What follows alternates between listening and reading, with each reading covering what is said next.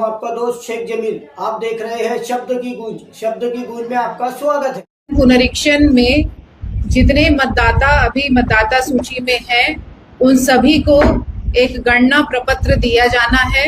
यह गणना प्रपत्र, एक सैंपल दे दीजिए। यह गणना प्रपत्र प्री फिल्ड फॉर्म है जो कि डाउनलोड किया जाना है। ये डाउनलोड मतदाता स्वयं कर सकता है अथवा इसको बीएलओ को भी हम लोग प्रिंट कराकर उपलब्ध करा रहे हैं ताकि बीएलओ घर घर जाकर इसे दें और उनसे डेटा भरवा करके इसको कलेक्ट भी करें। यदि आप इसको देखेंगे, ये गणना प्रपत्र का प्रारूप है। इसमें आप लोग देख सकते हैं कि इसमें मतदाता का नाम, उसका बूथ संख्या, बूथ की विवरणी इत्यादि दी हुई है और इसमें उस मतदाता का फोटो भी है।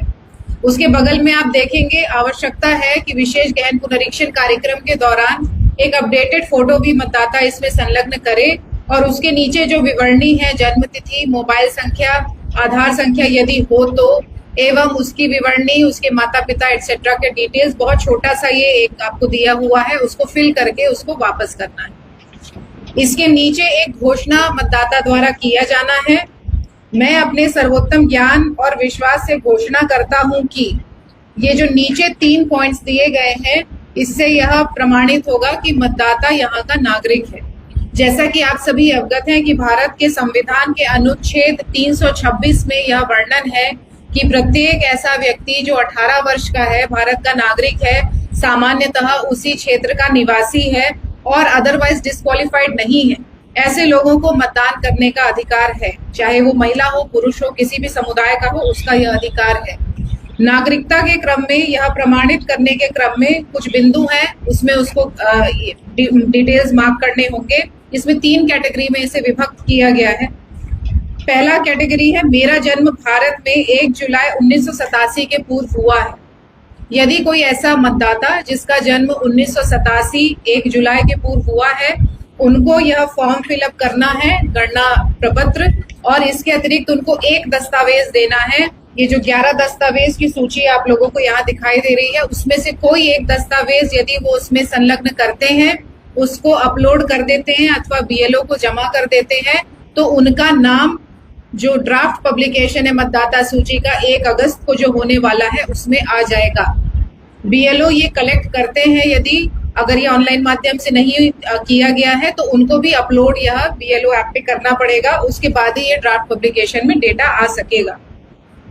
दूसरी कैटेगरी है, मेरा जन्म भारत में 1 जुलाई 1987 और 2 दिसंबर 2004 के बीच हुआ है।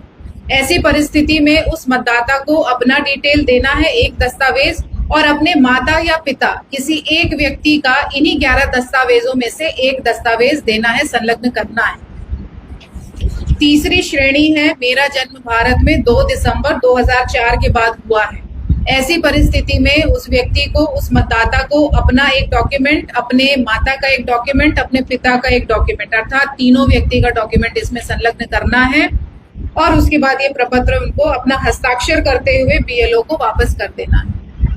ये डॉक्यूमेंट की सूची हम बताएंगे। उसके पूर्व यह भी बताना है कि इसमें 2003 का जो इलेक्टोरल रोल है, आप सभी अवगत होंगे कि विशेष गहन पुनरीक्षण लास्ट टाइम 2003 में हुआ था, 22 वर्ष पहले पूर्व हुआ था।